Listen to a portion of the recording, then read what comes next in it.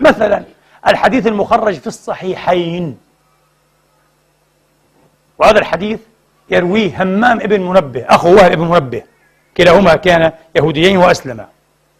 همام ابن منبه يقول: هذا ما حدثني أبو هريرة رضي الله عنه وأرضاه أن رسول صلى الله عليه وسلم قال: خلق الله آدم على صورته. وهنا علامة استفهام كبيرة، ما المقصود؟ صورة الله أو صورة آدم؟ نحن نرجع على صورته، على صورة آدم، يعني آدم لم يترقى ولم يتطور في الخلقة. وإلا الشبهة قائمة، بما أن همام ابن منبه وأصله يهودي أيها الإخوة أسلم، الشبهة قائمة أنه إيه؟ يعني قد يحتمل أن يراد على صورة الرحمن، لأن هذا مكتوب في التوراة: نخلق بشرا على صورتنا. انتبهوا، هذا حديث الصورة، اسمه حديث الصورة، أو حديث أبي مسعود الأنصاري أيضا قال: لا تضربه النبي عليه السلام، فإن الله خلق آدم إيه؟ على صورته. هل هو صرح في بعض الطرق على صورة الرحمن؟ على صورة الرحمن. هذا من دسيس الإسرائيليات، من دسيس الإسرائيليات، ليس كمثله شيء. نحن لسنا على شكل الله، الله ليس له هذا الشكل، أعوذ بالله يا أخي. مثل حديث: وإن ربكم ليس بأعور، هذا مما يرد ولو كان في الصحاح، يعني لو كان إيه؟ بعينين، يعني أستغفر الله العظيم، شيء فظيع يا أخي. هذا من إسرائيليات الإسرائيليين في أحاديثنا، في عقائدنا. المهم، طوله 60 ذراعا، طول آدم 60 ذراعا. ثم طبعا إيه؟ أرسله إلى الملائكة لكي يحييهم، فردوا عليه وزادوه إيه؟ وبركاته، الحديث المشهور في الصحيحين. ثم يختمه النبي عليه السلام بالقول: فكل من دخل الجنة على طول آدم، أي يكون على طول آدم 60 ذراعا، فلم يزل الخلق ينقص، يعني يتقاصرون إلى الآن، إلى اليوم. هذا حديث في الصحيحين. الحافظ ابن حجر، وهذا من المرات المنزورة والمعدودة في فتح الباري، استشكل شيئا بخصوص هذا الحديث. الحديث نفسه أشكل عليه. كيف؟ قال: هذا الحديث بظاهره يخالف ما عرف ورؤي من آثار الأقوام البائدة كمساكن ثمود. شوف، ابن حجر عقلية علمية هنا، وأيامه لا في علم جيولوجيا ولا في هذه الأشياء، ولكن هكذا بعقل علم، منهج علمي. قال: مساكن ثمود موجودة، وأبنية لهم في الحجر وغير كذا. طيب، قال: واضح من مساكنهم ومن آثارهم أنهم لم يكونوا إيه؟ أعظم منا ولا أطول منا، مثلهم، مثل ما نقول الآن المومياءات المصرية في طولنا وأحيانا أقصر قليلا منا، نفس الشيء، نفس الطول البشري، هذا 160 170 155 سم عادي، من آلاف السنين، من ألوف السنين.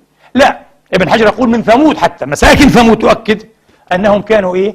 في مثل قاماتنا، على أن، يقول حافظ ابن حجر، على أن المسافة بينهم وبين أبيهم آدم أدنى من المسافة التي بينهم وبيننا. فهمتم كيف؟ عقلية علمية. ثم قال الحافظ ابن حجر: ولم يقع لي إلى الآن ما يزيل هذا الإشكال. خلص ومضى. يقول: الحديث فيه مشكلة، الحديث في الصحيحين بس فيه مشكلة. اسمعوا الآن كيف سأشكل على هذا الحديث من باب آخر بطريقة علمية. هذا الحديث لو سمعه أي عالم متمرس في علم الأحياء سيرده مباشرة ويقول: أنتم قوم تهرفون بما لا تعرفون. تعرفون لماذا؟ سأوضح هذا، ربما ذكرته مرة والآن سأبسطه تماما. قانون في علم إيه؟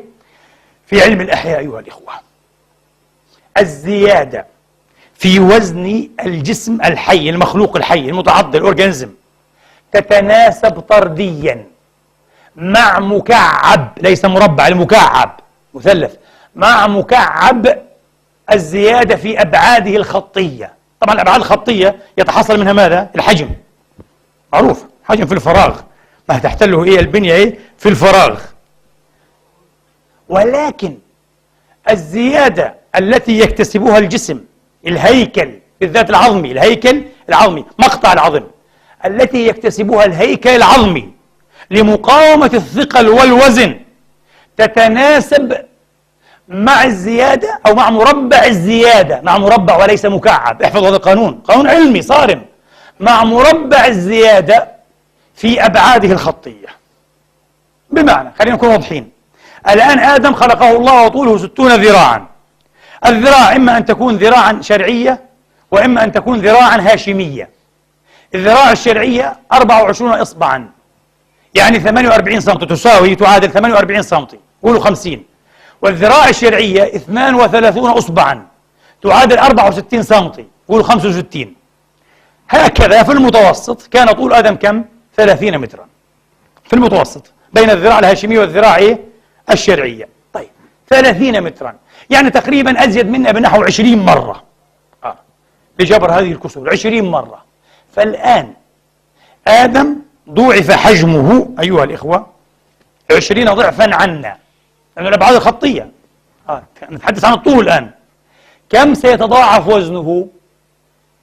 تناسب هنا مع المكعب، فسنقول 20 في 20 في 20، 8000 مرة 8000 مرة.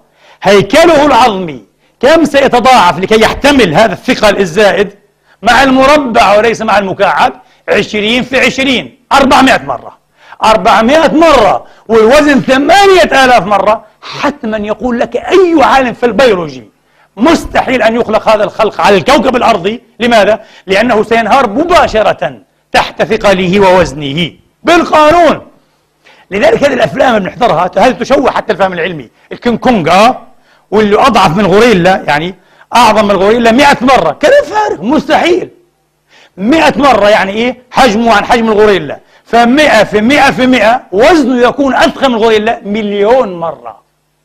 لكن الهيكل العظمي اللي عنده 100 في 100 10,000 10,000 مقابل 1,000,000 مستحيل، سينهار مباشرة.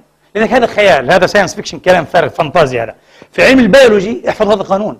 لسه في مشكلة طبية أخرى يعرفها دارسو الطب ووظائف الأعضاء فيزيولوجي. ما هي؟ القلب مشكلته إخواني وأخواتي علميا مشكلته أن حجمه أصغر من أن يمد أنسجة الجسم كلها بالدماء حين يضخ. سبحان الله، أصغر، ليس كالكبد هو أعظم الأعضاء، عضو صغير نسبيا وإلى حد يعني بعيد. ولكن القلب هذه بحكمة الله بتقدير الله يعوض هذا النقص في حجمه بماذا؟ بمطاطية ومرونة الشرايين.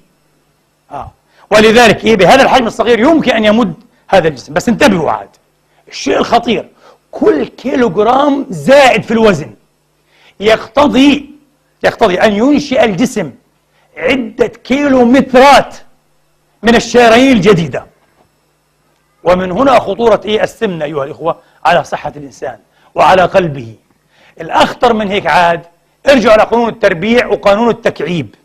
إذا آدم أعظم حجما منا ب20 مرة، إذن هو أثقل وزنا منا بكم مرة؟ 8000 مرة. طبيا مستحيل أن يوجد هذا المخلوق على كوكب الأرض وأن قلبه وقد تضاعف كما قلنا لكم 400 مرة فقط يستطيع أن يغذي وزنا تضاعف 8000 طبيا. أتحدث لكم أسلوبا علميا. طبعا بعض الناس لا يعنيهم لا علم، لا يقول لك لا النبي قال. ما هو يا أخي الكريم، يا أخي الحبيب، من قال لك أن النبي قال هذا؟ النبي حاشا أن يقول شيء، لأننا نؤمن بأنه نبي من عند الله لا يكذب على الله، والله لو أوحى إليه لا يوحي إليه إلا بما هو حق. يعني محال أن يوحي إليه بشيء ويكون ويكون باطلا. واضح؟ على كل حال الكلام طويل في هذا الحديث فنتركه.